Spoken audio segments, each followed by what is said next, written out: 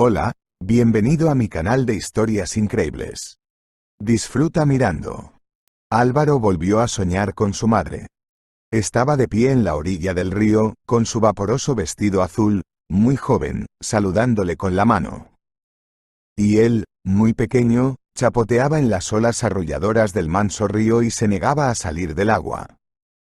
El sueño de Álvaro era cálido y despreocupado, como lo había sido en su infancia, y cuando despertó, estaba incluso un poco triste. En 3 días Álvaro se iba a casar, pero no podría compartir este feliz momento con su madre. Su querida mamá había dejado este mundo hacía 5 años. Álvaro no tenía padre, aunque su madre mintió hasta el final diciendo que su padre era piloto de pruebas y murió de forma heroica luchando contra los enemigos de la patria. El hecho de que Álvaro creciera sin padre se lo explicaron rápidamente sus compañeros de primaria, que se enteraron por sus padres de los detalles de la vida privada del niño. «No vamos a jugar contigo», dijo un niño. «No tienes papá, y nunca lo tuviste, porque tu mamá es mala, eso dice mi abuela. Y también dice que solo las mujeres mal educadas tienen hijos sin marido. Y tú te quedas sin padre y te mueres de hambre». Y Álvaro se peleó con ellos. Golpeó a sus maltratadores y las lágrimas brotaron de sus ojos. La maestra, agobiada por los planes de estudio y las actividades extraescolares, no se molestaba en comprender la situación y castigaba siempre a Álvaro como instigador de la pelea, ignorando sus argumentos. Llamaba a su madre, que, a su vez, le pedía disculpas constantemente, y luego se compadecía de su hijo y lloraba en silencio en la almohada por la noche. El chico arrastró este resentimiento y complejo de inferioridad alimentado por extraños hasta sus años de estudiante. Pero los días de estudiante los recordaba con buenos ojos. Quizá fue la época más feliz para Álvaro, donde todos estudiaban, se ayudaban y vivían alegremente de sesión en sesión. Fue en la universidad donde Álvaro conoció a su futura esposa, Elena. Elena era una chica destacada, sencillamente hermosa. Sus padres poseían una gran empresa, por lo que la muchacha se bañaba en lujos. Lo que la atrajo de un simple chico pobre de provincia, para todos seguía siendo un misterio. Tal vez la bella Elena conquistó su amabilidad y natural timidez, o tal vez simplemente le gustaba Álvaro, porque era un tipo guapo. Alrededor de Elena siempre rondaban chicos de familias ricas, que no metían a Álvaro en nada. Pero cuando la bella le eligió a él, todos en la universidad miraron al afortunado chico con otros ojos. Todos empezaron a pensar que Álvaro era un tapado, y quizá incluso peor que el conde de Montecristo de la novela de Dumas. Las habladurías y los mitos empezaron a arremolinarse en torno a la pareja. «Seguro que está embarazada de Álvaro», murmuraban los alumnos, mirando con envidia a la feliz pareja. «No, no lo está». Otros refutaron esta conjetura. «Dicen que este tipo es fantásticamente rico. Solo finge ser pobre. De hecho, su padre es un mafioso y su madre una ex puta. Su familia vive en América desde hace mucho tiempo y tienen todos sus negocios allí». Todo el mundo se hacía ilusiones, se hacían conjeturas, y la pareja, que no sospechaba nada, se limitaba a disfrutar el uno del otro. Obviamente, las personas cercanas a Elena y Álvaro sabían toda la verdad. No había parientes por parte del novio, y sus amigos apoyaban su decisión de casarse con Elena, asegurándole que le sería más fácil abrirse camino en el mundo. El propio novio no pensaba así, confiando plenamente solo en sí mismo. Así le educó su madre, que llevaba sobre sus hombros todo el peso de la vida, y el pequeño hijo lo veía y lo entendía todo. Los parientes y amigos de la familia de la novia consideraban aquella unión como una mesalianza absoluta, por lo que trataban a Álvaro con condescendencia e incluso con cierto desdén, lo que disgustó mucho a Elena. Ella comprendía perfectamente que se casaba con un hombre de verdad, superior a su padre en sus cualidades mentales. Sabía que era Álvaro quien sería su apoyo y amigo en la vida, a diferencia de aquellos muchachos dorados que la rodeaban en tropel. Elena comprendía perfectamente que no se sentían atraídos por ella, sino por el dinero y las conexiones de su familia. Álvaro no parecía darse cuenta de la situación en que se encontraba. No le importaba el dinero de su padre, ni las miradas oblicuas de su familia y amigos. Él solo amaba, eso era todo. ¿No vas a intervenir? La madre de Elena preguntó a su marido, ¿no ves que ese Álvaro no es rival para nuestra Elena? Son de mundos diferentes. ¿Debes impedir que se casen? Calmate, respondió tranquilamente el padre de Elena, si ella quiere casarse, que se case. Nuestra hija es una chica inteligente, tiene la cabeza sobre los hombros. Así se dará cuenta de lo que hay. Se quemará una vez, pero la próxima vez no cometerá esos errores. Por supuesto, me gustaría que nos relacionáramos con la familia de mis rivales. Sobre todo porque su Alejandro tiene debilidad por nuestra Elena. Sería una gran oportunidad para fusionar nuestras empresas en un poderoso tándem. Pero, ¿qué puedo hacer? No puedo romper el corazón de mi hija, y no voy a romperlo con mis propias manos. Espera un poco, mi querida esposa, ese tonto hará un movimiento un día, y yo lo aprovecharé. Ya lo verás. Así terminó la incómoda discusión, y los padres empezaron a preparar la boda. Como el padre de Elena, además de llevar el negocio, era un personaje público que necesitaba el apoyo de la gente corriente, decidió combinar lo agradable con lo útil. Anunció que cualquiera podía acudir a la boda de su hija y degustar las delicias. Para ello, se colocaron largas mesas con numerosos platos en el patio de su enorme mansión. Así, todos los que pasaban por la casa podían degustar diferentes delicias y desear felicidad a los jóvenes. Sin embargo, no a todos los invitados de alto rango les gustó esta idea de boda popular, por lo que se decidió que los invitados a la celebración se sentaran separados de los plebeyos, teniendo una gran oportunidad de ver todo lo que ocurre en el patio. Así que la boda se dividió en dos bandos para los ricos y para la gente corriente. Tal idea no era del agrado de Álvaro. Sentía como si su suegro estuviera comprando votos a costa de su boda y la de Elena. Y esta división en mesas de pobres y ricos le parecía humillante para la gente corriente. Pero para no disgustar a su novia, Álvaro no expresó su opinión. Tanto más cuanto que toda la boda, salvo el traje del novio, la pagó de su bolsillo el padre de Elena.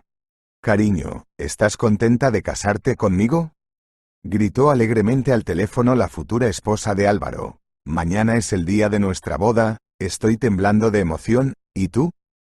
¿Has preparado el traje que elegimos juntos?». «Claro que sí», la tranquilizó Álvaro, «está colgado en el perchero.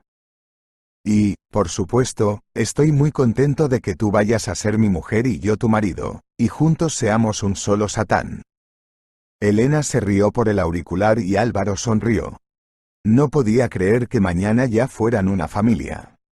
Miró el traje. Elena había elegido el traje negro más caro, que era el único que había en la tienda. A Álvaro le había costado todos sus ahorros, pero no podía confesárselo a su novia. Le avergonzaba que su sueldo de aspirante a gerente fuera tan pequeño. Elena lo adivinaba, pero guardaba silencio, tratando de no herir el orgullo de su novio. Y para no llevar a Álvaro a la quiebra, elegía amablemente cafés y locales de ocio baratos cuando salían.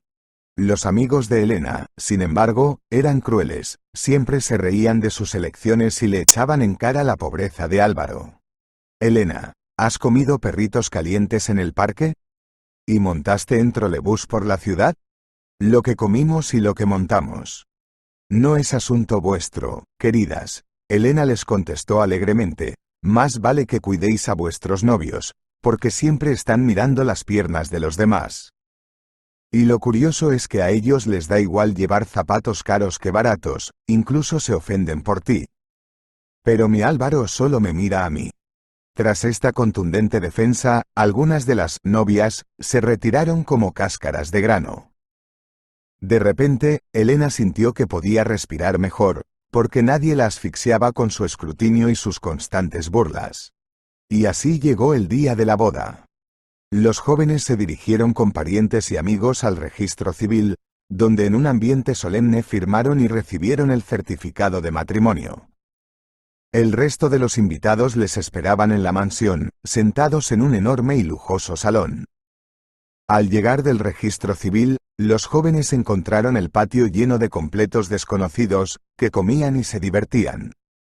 Junto a las mesas había un escenario alto donde actuaba una banda de música invitada. A pesar de que la gente no se conocía, se respiraba un ambiente amistoso y una auténtica alegría por la felicidad de los demás. Cuando la caravana con los novios entró en el patio, la gente los recibió con fuertes aplausos, sinceras felicitaciones y flores.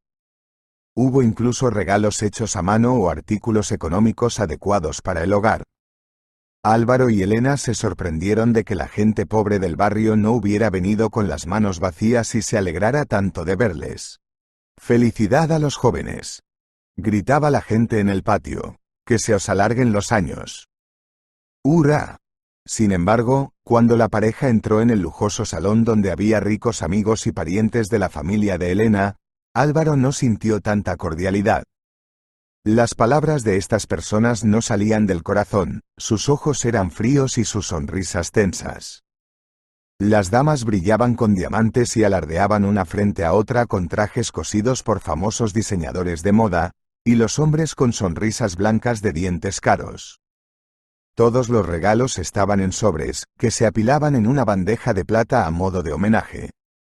Álvaro tenía la impresión de que aquello no era una boda, sino una especie de tributo forzoso, y por eso, cada vez que otro invitado de alto rango ponía un sobre con dinero, Álvaro se avergonzaba. Pero Elena, muy complacida, le dio un codazo en el costado a Álvaro, señalando el grosor del sobre. Al parecer, era su forma de determinar cuánto respetaba a su familia quien le daba dinero. Álvaro no lo entendía, pero lo toleraba por el bien de su joven esposa.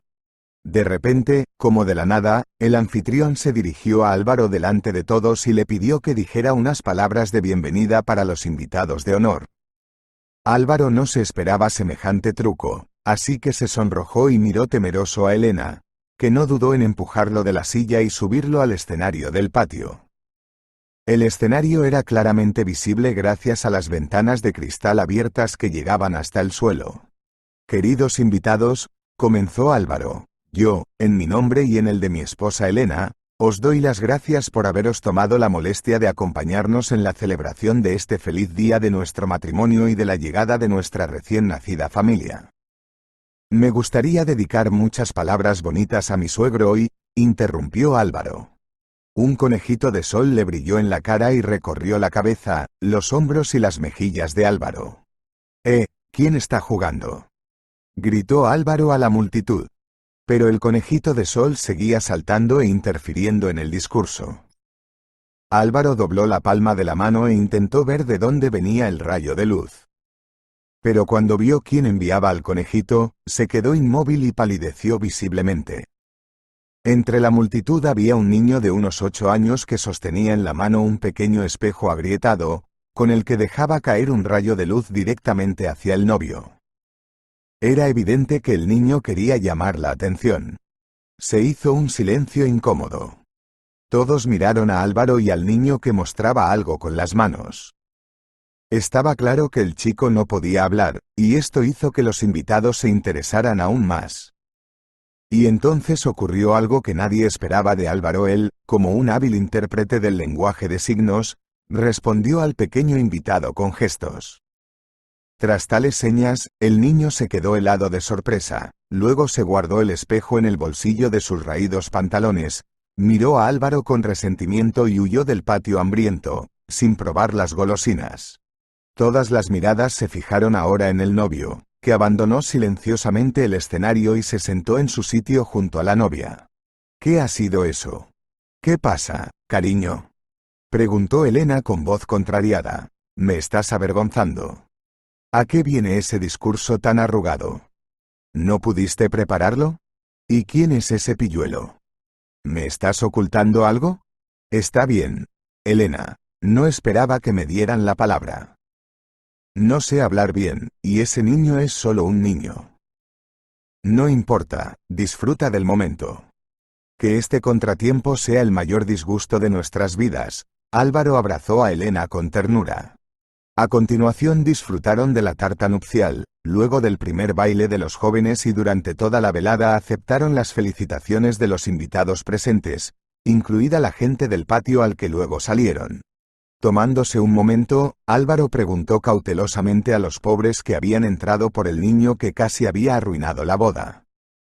Pero nadie sabía de dónde había salido el niño ni a dónde había desaparecido tan rápidamente. La fiesta terminó tarde. Cuando despidieron al último invitado y cerraron las puertas, toda la familia estaba agotada. Álvaro y Elena se fueron a su dormitorio, mientras los padres hablaban largo rato en la cocina. Álvaro sentía la tensión entre él y los padres de su esposa, pero no podía hacer nada, pues su querida Elena era hija de ellos y no podía ofenderla. Y la propia joven esposa estaba agitada por algo, él lo sentía con toda su piel. ¿Qué te pasa?, preguntó Álvaro antes de acostarse. ¿He hecho algo que te ofenda? No, respondió Elena secamente. No estoy ofendida, pero es desagradable que tengas secretos para mí. No hablas mucho de ti, pero sabes mucho de mí. No es justo, es como un juego de un solo gol. Cariño, estoy en la palma de tu mano, incluso vivo en esta casa contigo, aunque no quiera, consigamos un piso pequeño y vivamos separados de tus padres. Soy una extraña aquí y puedo sentirlo. Ni hablar, exclamó mi mujer, esta casa me la construyeron mis padres, así que yo viviré aquí y tú también te quedarás conmigo. Mira qué bien se está aquí, hay un cuarto de baño en cada habitación, una piscina, una sauna y una sala de masajes. La comida la preparan los mejores chefs. ¿Y quieres que me frote las manos con patatas sucias? No, no quiero. Vale, si tú lo dices, dijo Álvaro en voz baja. Al día siguiente, los jóvenes empezaron a organizar sus regalos. Tenían dinero suficiente para comprarse un mes de vacaciones en las Maldivas, a donde Elena pensaba ir. Por la noche, mientras Álvaro trabajaba, Elena y su madre limpiaron la vajilla de porcelana y los cubiertos de plata. ¿Quién era aquel niño sucio que agitaba las manos en tu boda?, le preguntó su madre. No lo sé, mamá, respondió Elena, y estoy muy preocupada. ¿Y si es su hijo?, sugirió su madre y entornó los ojos. ¿Qué vas a hacer? No había pensado en eso, me dolía el corazón, dijo Elena. ¿Me ha engañado? No necesito otro pilluelo. Escucha, la madre de Elena tuvo una idea. Vamos a pedirle al cámara que nos muestre el momento en que el niño apareció y habló con Álvaro. Me he dado cuenta de que hablaban en lenguaje de signos. Conozco a un intérprete de lenguaje de signos, le llamaré y vendrá a ayudarnos. Mamá, tu cabeza es una casa de consejos, rió Elena. Llámalos. Cuando el intérprete de lengua de signos vio parte de la película que le había proporcionado el cámara, tradujo textualmente los gestos del niño y de Álvaro. El niño mostró las siguientes palabras: ven conmigo, te necesito, y Álvaro respondió, lo siento, chico, ahora mismo no puedo. Al oír esto, Elena se mareó y la rabia le hirvió en el pecho. ¿Cómo ha podido engañarme tan hipócritamente?, gritó la chica. Confiaba tanto en él. Le pregunté y no me contestó. Esto es una auténtica falta de respeto, añadió mamá echando más leña al fuego. Si ni siquiera en estas pequeñas cosas se molestó en contestarte, ¿qué pasará cuando vivas con él durante décadas? Tu padre siempre me lo cuenta todo y sé lo que se trae entre manos. Incluso sé que le gustaba una de sus empleadas, y ahora todas las secretarias pasan por mí. Bueno, esperemos a tu maridito. Creo que responderá a todas nuestras preguntas. Y si no lo hace, tendrá problemas. Esa misma tarde, Álvaro fue interrogado. Ni siquiera le dejaron cenar, sino que pasaron directamente a la ofensiva. El primer interrogatorio lo inició Elena, que gritó a Álvaro y le exigió que confesara todos sus pecados mortales, a lo que Álvaro respondió desconcertado e incoherente. No soy culpable de nada, se justificó Álvaro. Tampoco conozco al chico. Él y yo viajamos en el mismo tren una vez, y eso fue todo. No sé por qué me pidió que le acompañara. Era la boda, nuestro día. No quería distraerme con nadie más que contigo. ¿Por qué no me dijiste que habías visto a ese chico antes? Insistió Elena. Te lo dije, repitió Álvaro, cansado, hambriento. No quería estropear la velada, porque sabía que estarías tan excitada como ahora. Entonces, ¿por qué no me hablaste de él antes? La madre de Elena se sumó al interrogatorio. ¿Por qué llora mi niña? Y es el segundo día de casados. Entiéndeme de una vez, dijo Álvaro, yo no soy culpable de nada, y solo es un niño. Bueno, al menos tú puedes ayudar, se dirigió al padre de Elena en busca de apoyo masculino. No, querida, respondió secamente su suegro, tienes que salir de esta tú sola. Y yo no te sirvo de ayuda. Se cometen demasiados errores al principio de la vida matrimonial. Así que sírvete tú misma, vete a tomar el aire, y si no te gusta vivir aquí, que te vaya bien.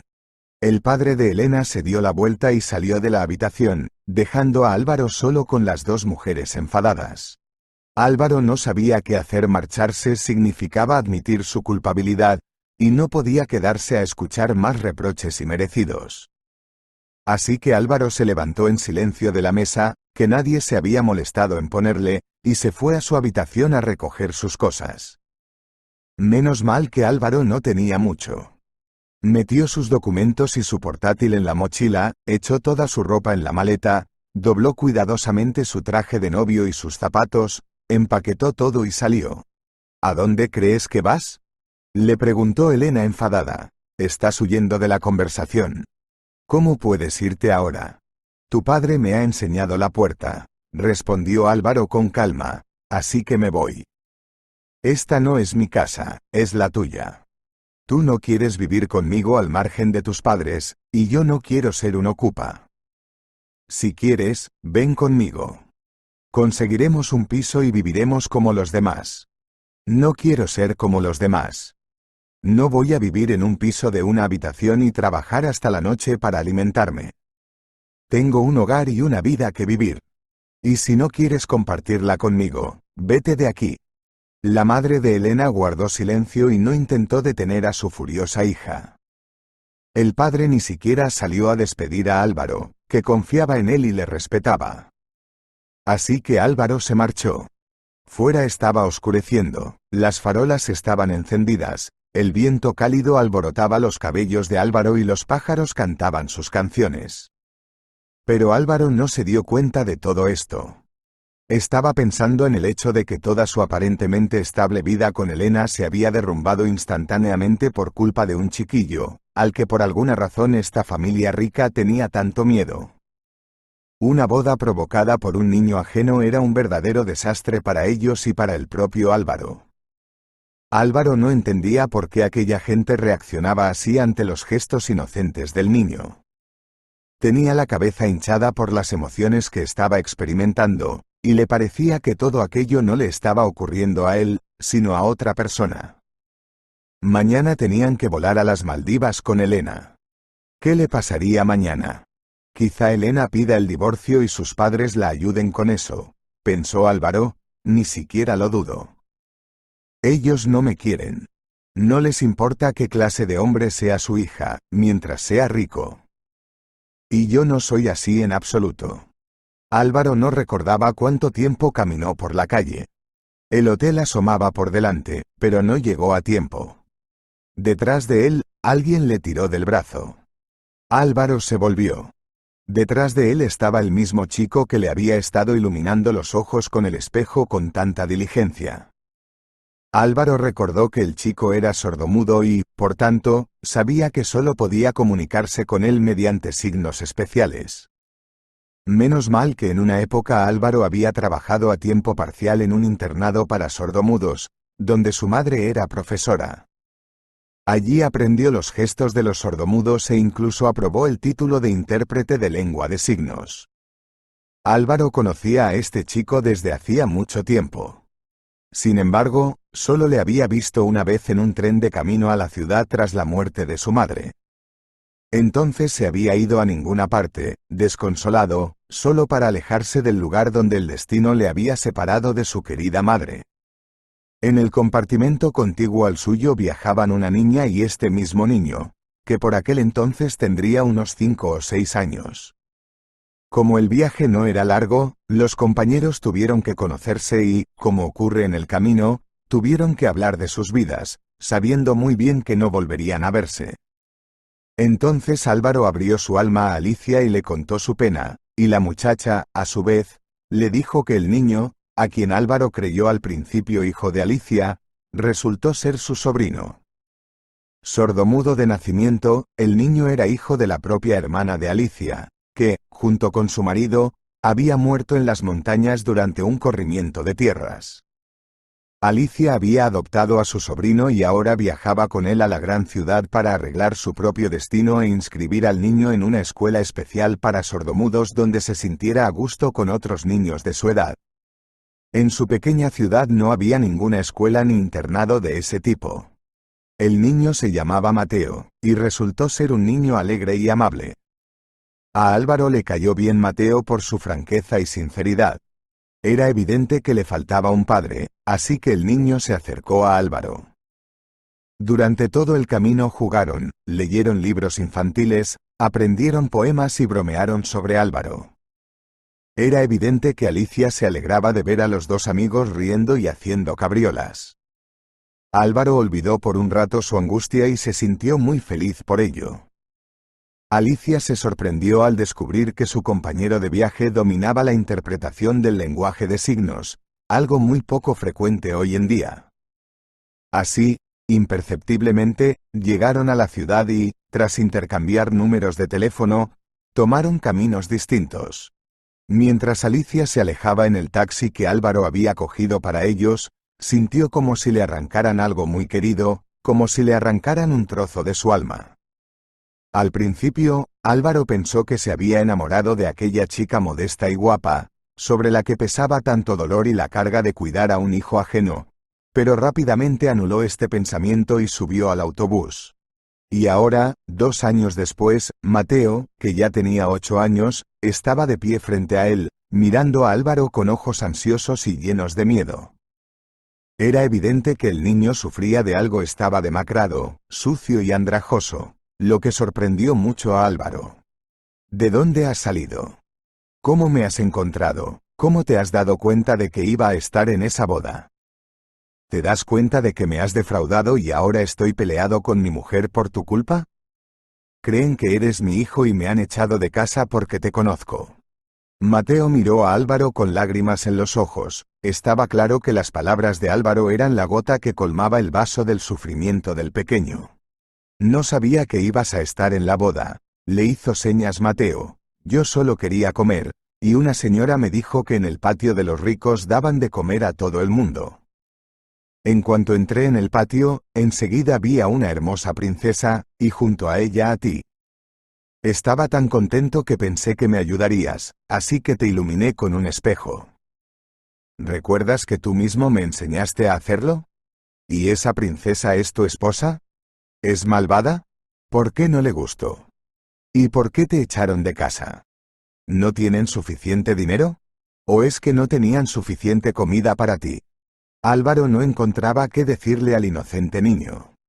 Sabía que un niño hambriento no entendería las rencillas de los ricos. Pero se preguntó cómo había llegado Mateo hasta aquí y por qué estaba solo. Por eso preguntó al niño, haciendo frenéticamente los gestos necesarios. No tengo casa, respondió Mateo. Álvaro, el tío al que alquilamos un piso, nos dejó las maletas fuera.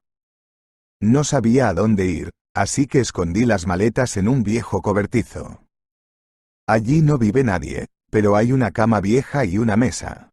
Pero, ¿dónde está Alicia? Gesticuló Álvaro. ¿Por qué andas así solo y sin ella? ¿Qué ha pasado? ¿Se ha escapado? El chico negó desesperadamente con la cabeza y empezó a mostrar las manos con palabras apresuradas y confusas. Mamá está en el hospital. Está muy enferma. Cuando volvía a casa del trabajo, la atropelló un coche. Mamá no puede andar. Los médicos dicen que necesita una operación muy cara. Mamá está llorando y no sabe de dónde sacar tanto dinero. He pedido limosna en un pasadizo, pero los vagabundos me echan. El dinero que llevaba en la maleta se acabó hace tiempo. Los médicos dijeron que si volvía, informarían a la tutela y me llevarían a un orfanato. Ahora no visito a mi madre, ni siquiera sé lo que le pasa, porque tengo miedo de que me lleven a un orfanato y mi madre acabe en un asilo de inválidos. Y Mateo lloraba a lágrima viva, tendiendo los brazos a Álvaro. Como un ahogado que pide auxilio, él también pedía ser salvado. El dolor del niño llegó al corazón de Álvaro, que se olvidó inmediatamente de todos sus problemas, y su disputa con Elena le pareció una nimiedad. Tomó al niño de la mano con confianza y caminaron hacia el hotel. En la puerta del hotel, Álvaro se inclinó hacia Mateo y le hizo señas para que no llorase. 10 minutos después, Álvaro y Mateo ya estaban en una cómoda habitación de hotel. Álvaro dijo al personal del hotel que Mateo era su sobrino, al que iba a llevar al hospital de su madre. Primero, Álvaro decidió bañar al niño. Fue un baño largo porque Mateo salía a chorros de barro. Como no tenía ropa limpia, Álvaro tuvo que prestarle su camiseta y sus pantalones cortos, con los que Mateo se veía raro. Álvaro oyó el estómago del niño rugir de hambre y se dio cuenta de que seguramente tenía hambre. ¿Qué quieres cenar?, preguntó Álvaro Mateo con señas. Aquí tenemos de todo: sopa y chuletas con puré de patatas, salchichas rebozadas, helado, tarta, zumo, té. ¿Qué quieres comer? Pero al ver los ojos hambrientos del chico, Álvaro se dio cuenta de lo que había que hacer. Pidió todo el menú. Media hora más tarde llamaron a la puerta de la habitación del hotel. El camarero trajo una mesa de 2 pisos repleta de viandas. ¿Es todo para mí? Mateo agitó las manos, mirando sorprendido a Álvaro. ¿Puedo comer esta comida? ¿Y que nadie lo jure? Sí, es todo para ti. Álvaro señaló al muchacho. Come todo lo que quieras, pero no tengas prisa. Nadie te quitará nada más. Y mañana iremos a ver a tu madre. El camarero se sorprendió al ver a un hombre adulto y a un niño comunicándose por gestos. Al parecer nunca había visto a sordomudos comunicándose. Cuando Álvaro le dio una propina, tratando de agradecérselo, el camarero no cogió el dinero, sino que se limitó a acariciar la cabeza de Mateo y desearles buen apetito. Al cabo de una hora, el niño estaba dormido en la cama sobre sábanas limpias, alimentado y feliz de haber conocido a Álvaro. Y Álvaro pensó en Elena, en su vida, en Alicia y en aquel chico que se había reencontrado en su camino. Ya está, hora de dormir, mañana será un día duro, pensó Álvaro y se durmió. A la mañana siguiente, Álvaro y Mateo compraron golosinas para Alicia y ropa para el niño y fueron al hospital donde estaba la niña. Una enfermera les llevó a una habitación para enfermos graves. En ella estaban una anciana y Alicia. Cuando la niña vio a Mateo, le tendió débilmente los brazos y se echó a llorar. ¿Dónde has estado? Alicia apenas movía las manos, haciendo señas a su hijo adoptivo. Estaba tan preocupada. No podía ni comer, no dejaba de pensar en ti. Pensaba que te había pasado algo malo o que estabas en una historia terrible. Eres tan pequeño. El niño no le dijo nada a Alicia, pero corrió hacia ella y la abrazó, apretando la cara contra su pecho. Solo ahora pudo Alicia ver quién le había traído a Mateo. Se sorprendió mucho al ver a Álvaro frente a ella. Hola, Álvaro, ¿cómo has encontrado al pequeño? ¿Cómo os habéis conocido? No tengo ni palabras para la sorpresa. Hola Alicia, dijo Álvaro. Sabes, es una historia curiosa. Cuando se enteró de que su hijo vivía en medio de la nada y pasaba hambre, la chica rompió a llorar. Álvaro la calmó prometiéndole que cuidaría del niño mientras ella estuviera en el hospital. Solo después de estas palabras, Alicia se calmó un poco. Ahora cuéntame qué te ha pasado, le preguntó Álvaro. ¿Quién te ha hecho esto? Y en general, ¿qué pronóstico te dan los médicos? Hace 15 días volvía del trabajo, estaba cruzando un semáforo en verde por la acera, pero no llegué al otro lado. Un conductor borracho me atropelló justo en la acera y huyó del lugar. La policía le encontró más tarde, pero no pudo acusarle de nada. Era de noche, no había testigos y la cámara de la calle no grabó nada. Los médicos dicen que puedo irme, pero necesito una operación, que es muy cara. Nunca podré reunir tanto dinero. No hay nadie que me ayude. ¿Cómo que no hay nadie? Responde Álvaro, yo te ayudaré. Encontraré el dinero, se lo pediré prestado a los padres de mi mujer o pediré un préstamo. No, no lo harás. Exclamó Alicia. Ya tienes problemas por culpa de Mateo, y ahora yo soy inválida, seré una carga para ti. Tu mujer no lo entenderá. Presenté una solicitud al fondo para víctimas como yo. Prometieron ponerme en la lista de espera. Pero no sé cuánto tiempo pasará hasta que me toque a mí. Pero mantendré la esperanza. Mateo y yo viviremos de alguna manera. De ninguna manera, dijo Álvaro con firmeza. No estarás sola, yo te ayudaré. Encontraré a ese mayor y le haré pagar por todo. Álvaro veía que Alicia había perdido toda esperanza de recuperarse. Así que trató de contarle solo historias positivas de su vida, le prometió que su Mateo se pondría bien, que en otoño llevaría al niño al colegio y sería su apoyo hasta que Alicia se recuperara. La chica le agradeció profusamente su ayuda, le aseguró que no esperaría mucho y que pronto le llevaría a Mateo, pero Álvaro se dio cuenta de que Alicia no tenía dónde ir. Escucha, le dijo Álvaro a la chica, vamos, cuando te den el alta, alquilaré un piso y viviremos allí juntos, como buenos vecinos y amigos. Es más fácil vivir solo, y yo cuidaré del niño. ¿Y tu mujer? Preguntó Alicia. Tengo la impresión, dijo Álvaro con tristeza, de que pronto volveré a estar soltero. Creo que mi bella Elena está decepcionada de mí. Como se suele decir, ya veremos. Al cabo de una hora, Álvaro y Mateo se fueron a casa, y Alicia fue llevada a su tratamiento. Álvaro estaba como muerto, asumiendo que su vida personal iba cuesta abajo. Al otro lado del pueblo, el padre de la novia daba su versión de los hechos. ¿Sabéis lo que pienso? Preguntó a su familia. Me parece que ese chico no es simple, sino muy querido por nuestro yerno. ¿Qué quieres decir? Preguntó la sorprendida Elena. ¿En qué sentido es un pariente? En ese sentido, respondió alegremente el padre de Elena. Es su hijo, eso es. Si no, ¿por qué le devolvería la mano a aquel pilluelo sordo? ¿Y por qué se fue de casa? ¿Por qué le ocultó todos los detalles?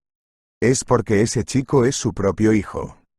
Debió de tener una aventura con alguna lechera, y luego persuadió al chico para que viniera el día de su boda, diciendo que la novia es amable y le perdonará todo en su día feliz, y que el hijo ilegítimo estará abrigado y cuidado. Vaya, es un suegro rico, ayudará a criar a muchos de esos muertos de hambre. A lo mejor tienes razón, apoyó la madre de su marido, Elena, quién sabe. A lo mejor Álvaro dejó a esa mujer y decidió casarse con una chica rica. Entonces quiso colarnos a su hijo. Son todos unos charlatanes. Exclamó el padre, dejó a un niño enfermo con su madre y se pasó a ti. Todos son así, estos mendigos. La autoridad de su padre era demasiado grande para Elena, pero el resentimiento y la desconfianza de Álvaro habían quebrado su voluntad. Además, ya no sentía el amor que había sentido por Álvaro en los primeros meses de su encuentro. Es verdad lo que dicen, ojos que no ven, corazón que no siente. A Elena le ocurría lo mismo, simplemente se había desenamorado de Álvaro, o tal vez nunca lo había amado. No importaba, porque una semana después Álvaro recibió en su trabajo la visita de un abogado de la familia de Elena, que le exigió que firmara los papeles del divorcio. Álvaro no discutió, no quería ser humillado, justificarse y quedar libre de culpa, así que firmó donde le dijeron. Desde aquel día era un joven libre y soltero. Una cosa no podía entender Álvaro: cómo un hombre tan respetable como el padre de Elena podía hacerle una cosa tan despreciable. Pero la explicación era mucho más sencilla. El padre de Elena, sin pensárselo mucho, decidió presentar a su hija a Alejandro, el hijo de su rival en los negocios. La pareja iba a encontrarse en un restaurante que la propia Elena había elegido. Era un acogedor restaurante italiano al que solían ir ella y Álvaro. Y fue una casualidad que Álvaro y Mateo decidieran cenar allí también. Resultó que el chico nunca había comido pizza ni pasta, así que Álvaro decidió invitarle. El chico nunca había estado en un sitio así, así que estaba nervioso. «Es precioso», señaló al niño encantado. «Qué blanco y limpio está todo aquí». «¿No nos echarán de aquí? ¿Tengo buen aspecto?» «Estás guapo», respondió Álvaro. «No te preocupes, seremos bien recibidos». «Venga, vamos a por la mesa más cómoda». El chico asintió y entraron en el restaurante, donde eligieron asiento junto a una pequeña fuente. El camarero se acercó enseguida y les ofreció estudiar la carta. Mientras Álvaro elegía un plato, Mateo miraba a su alrededor con interés. «¿Qué vas a comer?», preguntó Álvaro a Mateo con señas y miró al niño. Pero el niño no le miró. Apartó la mirada, asustado, y se quedó como congelado. Álvaro tuvo que tocar a Mateo para que reaccionara. «¿Qué te pasa? ¿Qué miras?». Pero Mateo no contestó, se limitó a señalar con el dedo la mesa del rincón donde estaban sentados los dos. Álvaro volvió la mirada hacia donde señalaba el chico y se quedó estupefacto. Vio a Elena y a algún dandy, hablando arrogantemente con el camarero. «¿Has reconocido a mi mujer?», preguntó Álvaro a Mateo por señas. «No te preocupes, no nos hará nada». Pero el chico negó frenéticamente con la cabeza y empezó a gesticular rápidamente.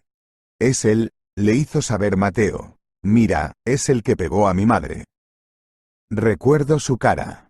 Entonces corrí hacia ella, y él se limitó a mirar a la Alicia caída, subió rápidamente al coche y se marchó. Y el policía dijo que yo era demasiado joven para ser testigo. «Esto es un tío malo, vámonos de aquí». «No», dijo Álvaro con gesto tranquilo. «No vamos a huir como perros cobardes. Quedaos aquí, no os preocupéis, ya viene la comida, así que comed y esperadme». Álvaro se levantó y se dirigió a la mesa de Elena. La exmujer no esperaba ver a Álvaro aquí, así que se sorprendió. «Hola, Elena», dijo Álvaro. «Lo siento, pero no he venido a verte a ti, sino a ver a este hombre. Para tu información, atropelló a la madre de ese chico». «Tenga cuidado con lo que dice», dijo Alejandro con arrogancia, interrumpiendo a Elena. «En primer lugar, mi culpabilidad no está probada, y en segundo lugar, esa mamá debería haber mantenido los ojos en la carretera en lugar de correr de cabeza por el cruce. Así que, ¿por qué no nos deja en paz para comer y se va?». Pero la víctima dice lo contrario. Álvaro no se echó atrás, te saltaste un semáforo en rojo y la atropellaste en el paso de peatones. Así que te pido, humanamente hablando, que le pagues la operación. Nadie te va a pedir nada más, ni daños morales, ni ninguna otra deuda. «No voy a pagar nada ni a nadie», replicó Alejandro con una sonrisa. «Son sus problemas, no los míos. Usted lo necesita, pues páguelo. Te has buscado un tonto». Álvaro se dio cuenta de que no llegaba a ninguna parte, dio media vuelta y se marchó, dirigiendo una fría mirada a Elena y a su pretendiente. «Mi exmujer se ha buscado una pareja digna», pensó Álvaro con amargura. Mientras él se iba a otra mesa a arreglar las cosas, Mateo se terminaba una porción de pizza. Álvaro no le dijo nada, para no asustarle más. Tampoco se iba a ir del restaurante por culpa de aquella pareja. Hoy era el día de Mateo, así que se quedarían aquí hasta que el chico disfrutara de una deliciosa comida. Después del restaurante, decidieron pasar por casa de Alicia, llevándose algunas golosinas. La chica se encontraba mucho mejor y ya podía sentarse en su silla de ruedas. Se alegró al decir que le darían el alta en una semana. «Viviremos juntos. Yo iré a trabajar y Mateo y tú os encargaréis de las tareas domésticas», Álvaro dijo alegremente. Álvaro se dio cuenta de que su trabajo actual le pagaba demasiado poco y que no podía permitirse 3 personas. Así que por la noche, cuando Mateo estaba viendo los dibujos animados, Álvaro escribió un currículum y lo envió a varios sitios donde había soñado con conseguir trabajo. Pasaron 3 días, pero nadie llamó a Álvaro para ofrecerle un trabajo. Estaba desesperado, así que fue a la oficina, en automático, a hacer los recados de su jefe. Álvaro estaba harto de estar en una habitación mal ventilada, trabajando constantemente más de la cuenta y soportando las risas de sus compañeros. Sobre todo porque en el futuro no le iban a subir el sueldo. Una tarde, cuando Álvaro estaba a punto de salir de la oficina, sonó su teléfono. «Hola», dijo una voz de hombre, «he leído tu currículum y he llamado a tu jefe para pedir referencias verbales.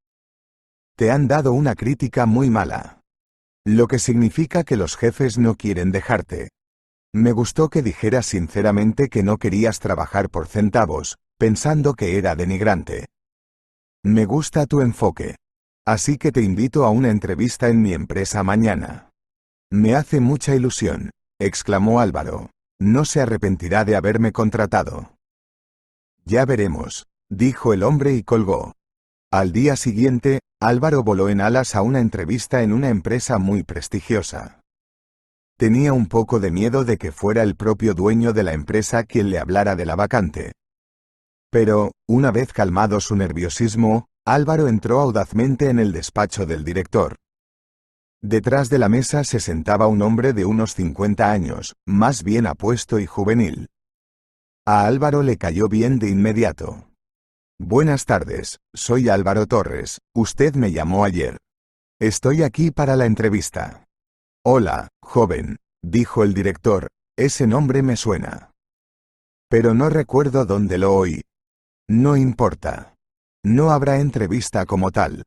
Solo quería ver cómo eres. Te estoy tomando como un pequeño asistente de gerente. Tenemos una buena promoción profesional si una persona se esfuerza y hace todo por la empresa. No perjudicaré tu salario. Así que ve al departamento de personal, entrega tus documentos y bienvenido a nuestro amable equipo a partir de mañana». «Muchas gracias. No tienes ni idea de lo útil que has sido». Álvaro corrió a casa a prepararlo todo para la llegada de Alicia. Cuando la niña recibió el alta del hospital, su habitación estaba completamente preparada para una persona que no puede andar. El dinero que Álvaro había estado ahorrando le vino muy bien. En el trabajo le iba muy bien, ascendió rápidamente a gerente, luego a director general y después el dueño de la empresa le ofreció ser jefe de ventas.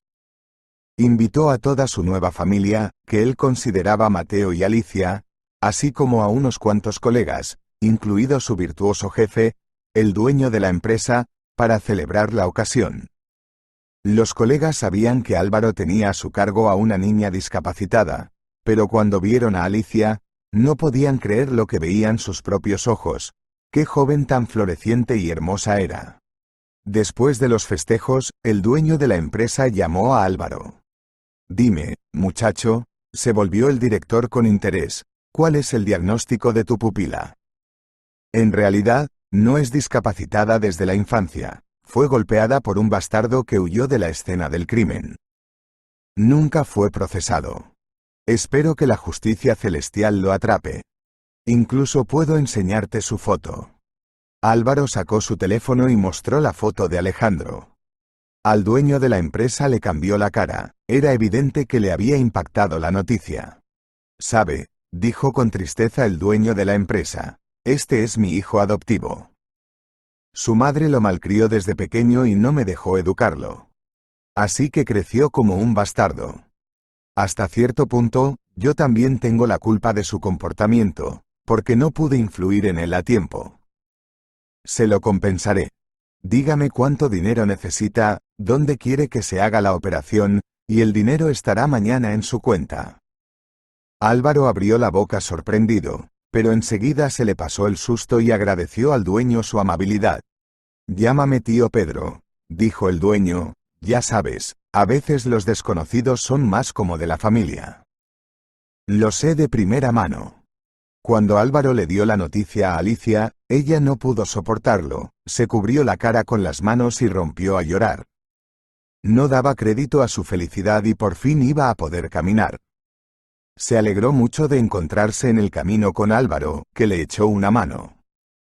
Y Mateo galopaba y gritaba de alegría, abrazando a uno, a otro o a todos juntos.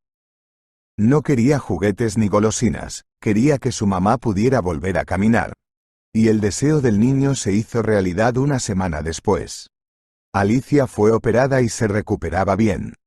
Una semana después daba sus primeros pasos y su felicidad no tenía límites. Y durante todo este tiempo Álvaro y Mateo estuvieron a su lado. A veces venía el tío Pedro y les traía alguna golosina. Era evidente que se avergonzaba de su hijo adoptivo, pero al mismo tiempo se alegraba por los chicos. El tío Pedro de Alejandro no tardó en anunciar que quería desheredarlo y que iba a hablar de ello con un abogado. Alejandro se puso furioso.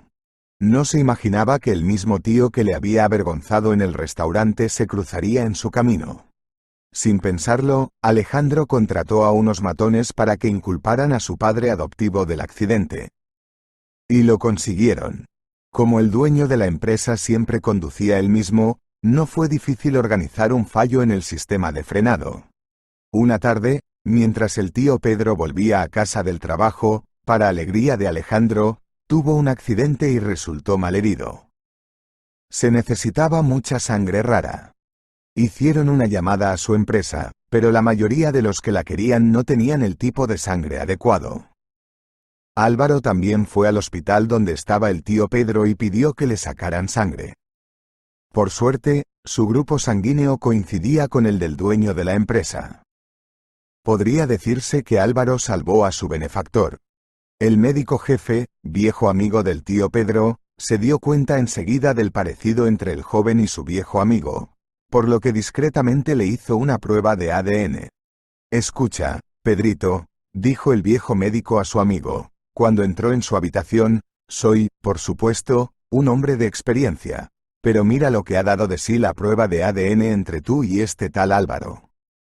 Resulta que es tu hijo. ¿Cómo explicas eso?» «Me sentí atraído por este chico», dijo el dueño de la empresa, «y tiene un apellido tan familiar, Torres. Conocí a una chica que se llamaba así. Íbamos a casarnos, y entonces mi actual esposa apareció en el horizonte. Me dijo todo tipo de cosas sobre mi prometida, así que la creí y me fui. Ni siquiera escuchó a mi prometida, el viejo tonto. Llámame a Álvaro». Cuando Álvaro vino y se enteró de la verdad, se quedó en estado de shock. «¿Cómo puede ser?», susurró entre lágrimas. «Mi madre me dijo que eras piloto de pruebas y que moriste defendiendo la patria. Nunca dijo nada malo de ti. Vivimos tan duramente. Y ahora ni siquiera sabrá que he encontrado a mi padre, porque está muerta. Perdóname, hijo», suplicó el padre de Álvaro. «Te compensaré, te ayudaré a ti, a Mateo y a Alicia. Ahora sois mi familia. Solo dame tiempo para lidiar con estas serpientes que he llevado en mi pecho». Al día siguiente, el padre de Álvaro testificó contra Alejandro, acusándole de atentar contra su vida. Y su mujer, la dueña de la empresa, dejó claro que se divorciaba de ella, aportando pruebas de su engaño, cuando quedó claro que Alejandro era un auténtico delincuente y Álvaro el hijo de un millonario. La familia de Elena empezó a hacer intentos de reconciliación. El padre de Elena llamó a Álvaro a una conversación en la que intentó disculparse por su comportamiento e insinuó que no estaba en contra de un yerno como Álvaro.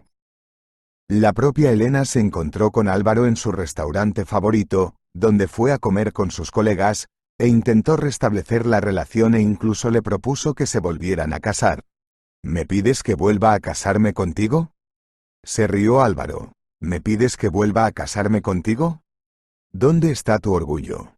Antes era una persona fuera de tu círculo, pero ahora lo soy». «Álvaro, querido, mis padres y ese insolente de Alejandro me confundieron. Que no se haga ilusiones, no voy a ir a la cárcel con él. Y luego está ese chico. ¿Por qué se pega a ti como una sábana de baño? Es un chico malo e insolente. Ese niño pronto será mi hijo», dijo Álvaro con firmeza, «y su madre adoptiva será mi mujer». Elena no tenía nada que decir a estos argumentos. Un mes después, la familia de Álvaro celebraba dos acontecimientos: el divorcio de su padre y la boda de su hijo. La boda decidió ser modesta, Pero de buen gusto solo 20 seres queridos volaron a las Maldivas para celebrar este solemne acontecimiento en el océano. La más bella de todos era la novia. Ella, con un ligero vestido blanco vaporoso, caminaba por la arena blanca con Álvaro. Una cálida brisa soplaba alrededor de los enamorados, llenándoles de alegría y felicidad. Sabían que todo iría bien, solo tenían que creer. Si te ha gustado la historia, por favor dale un me gusta y suscríbete al canal.